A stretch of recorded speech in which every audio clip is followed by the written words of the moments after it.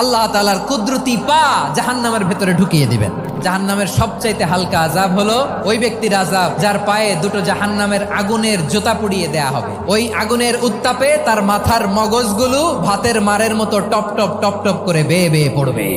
এইটা যদি সবচেয়ে লাইট পানিশমেন্ট হয়, সবচেয়ে হালকা পাতলা সহনীয় আযাব যদি হয়, তাহলে ভয়ঙ্কর তোমার আযাবের কি অবস্থা হবে?